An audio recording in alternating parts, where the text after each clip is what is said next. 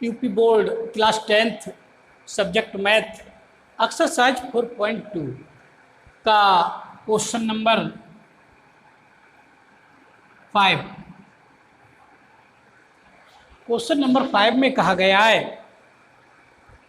एक समकोण त्रिभुज की ऊंचाई उसके आधार से 7 सेंटीमीटर कम है। समकोण त्रिभुज की ऊंचाई, देखो ध्यान दें, ये एक समकोण त्रिभुज है।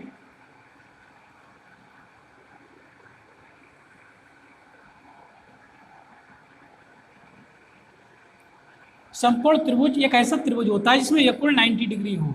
ये कोण इसका 90 डिग्री है और इसका नाम लिख दे रहा हूं मैं ए बी सी। तो ये इसका आधार है। आधार, तो क्वेश्चन में आधार और लंब के बारे में बताया है और ये बताया है कि उसका जो त्रिभुज की ऊंचाई है वो आधार से 7 सेंटीमीटर कम है। यदि आधार इसका मैं x मान लूँ x, तो इसकी ऊंचाई 7 सेंटीमीटर कम है, तो ये हो जाएगी x-7। इससे ये 7 कम हो गई। ठीक। और कर्ण के बारे में कहा है। कर्ण क्या होती है? कर्ण समकोण त्रिभुज में सबसे बड़ी भुजा होती है।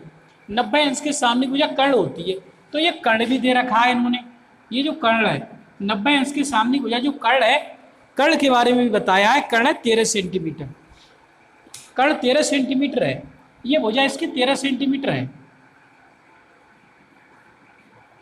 ये 13, ये x-7। ये माना है हमने, माना आधार x सेंटीमीटर है। यहाँ लिख देंगे माना आधार की लंबाई, आधार की लंबाई x सेंटीमीटर है। तो ऊंचाई कितनी हो जाएगी? इसलिए ऊंचाई 7 कम है ना, तो ऊंचाई हो जाएगी x-7। ऊंचाई x-7 सेंटीमीटर हो जाएगी।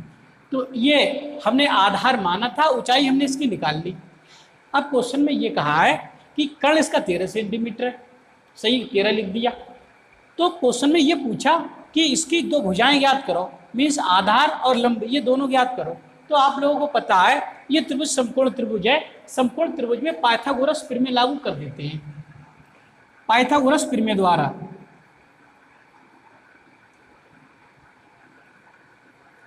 पाइथागोरस प्रमेय से, पाइथागोरस का प्रमेय क्या था?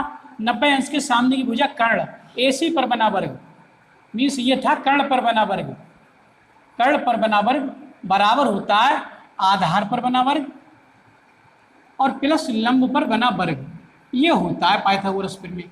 तो इसमें कर्ण AC है, AC स्क्वायर बराबर आधार BC है, तो BC स्क्वायर प्लस लंब AB है, तो AB स्क्वायर। अब इनके मान रख देंगे। AC का मान रख दे रहे हैं। AC का मान 13 था, तो ये 13 का वर्ग हो जाएगा, यहाँ 13 का स्क्वायर।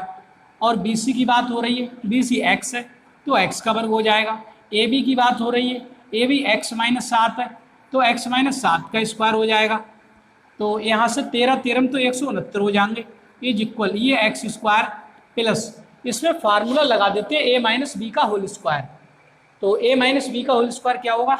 ये होगा a square means x square, b square 7 7 49 minus 2ab 2 7 14x, ये मिलेगा। तो इज इक्वल x स्क्वायर मिलकर ये तो 2x स्क्वायर हो गए, माइनस के 14x वो हैं, प्लस के 49 ये हैं, और ये 169 इस साइड में ले जा रहे हैं, तो 169 हो जाएंगे। इधर 0 मिलने लगेगा, तो ये भी इधर ट्रांसफर कर दिए। तो यहाँ से 0 is equal 2x square minus के 14x, 169 में से 49 घट जाएंगे तो माइनस के रह जाएंगे। यहाँ से 0, 6 में से 4 घट जाएंगे 2 और 1, ये 120 मिलने लगेंगे। 2 सभी में कॉमन है, 2 कॉमन भी ले सकते हैं, तो 2 कॉमन ले लिए।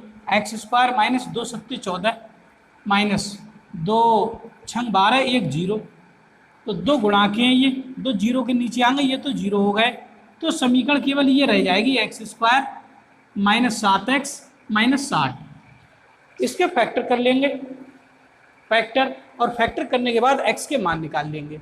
तो मैं फैक्टर कर रहा हूँ, ध्यान दें, एक्स स्क्वायर माइनस इस 60 के ऐसे दो गुणनखंड करने हैं जिनका घटाया 7 आए, 7 घटाया तो 12 पंजे 60, 12 में से 5 घट जाएंगे तो 7 ही तो बच जाएंगे, बाहर से x है और माइनस 60 बराबर 0 था इधर, ये बराबर 0 चल रहा है, वो 0 इधर लिखे दे रहा हूँ, 0 चाहे इधर लिखो या उधर एक ही बात है।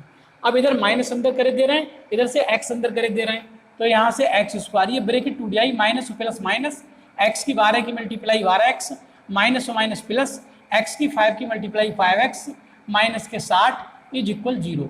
इन दोनों से x कॉमन ले लेंगे तो x माइनस 12 प्लस के 5 कॉमन ले लेंगे तो x माइनस 5 12 60 बराबर 0। तो यहाँ से x प्लस 5 कॉमन में आ जाएगा जब x माइनस 12 दोनों से कॉमन ले लेंगे। सुनो, x माइनस 12 कॉमन ले लेंगे तो यहाँ से x बचेगा, x माइनस 12 बाहर आ जाएंगे तो प्लस के 5 मिलेंगे, वो मैंने पहले लिख दिया x प्लस 5, x माइनस 12 बाद में इज इक्वल 0। एक बार x प्लस 5 का मान 0 रख देंगे तो यहाँ से x का मान माइनस 5 आएगा, ये अमान्य कर देंगे, अमान्य है, अमान्य इसलिए कर देंगे, x हमने आधार माना था, ये नेगेटिव आया तो आधार नेगेटिव में तो होगा नहीं, होगा तो पॉजिटिव, इसलिए पॉजिटिव वैल्यू ही लेंगे, x माइनस 12 बराबर 0 रख देंगे, x माइनस 12 बराबर 0, तो x का मान इधर जाएगा तो प्लस के 12 आ जाएंगे, तो ये मान्य होगा आपका, ये मान्य है।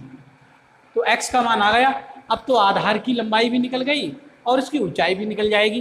कैसे, देखो ध्यान दें, इसे मिटा दे रहा हूँ यहाँ पर, और आधार की लंबाई, इसलिए आधार की लंबाई बराबर x, तो x का मान आ गया निकल के 12, ये x 12 आया है तो x 12, तो ये तो 12 मीटर हो जाए, सॉरी मीटर नहीं, ये सेंटीमीटर में दी हुई, तो ये सेंटीमीटर में ही लिखा जाएगा इसका मात्रक। और इसकी ऊंचाई कितनी आई है, ऊंचाई इसकी ये है x minus H, x minus 7, sorry पता नहीं मैं भी क्या कह देता हूँ, x माइनस 7, तो x माइनस 7, x के स्थान पे वैल्यू रख देंगे 12, तो x के स्थान पे 12 माइनस 7, 12 में से 7 जाएंगे 5, तो इसकी ऊंचाई आ जाएगी 5 सेंटीमीटर, ऊंचाई आ जाएगी 5 सेंटीमीटर, और ये इसकी लंबाई आ गई आधार की, आधार आ गया 12 सेंटीमीटर।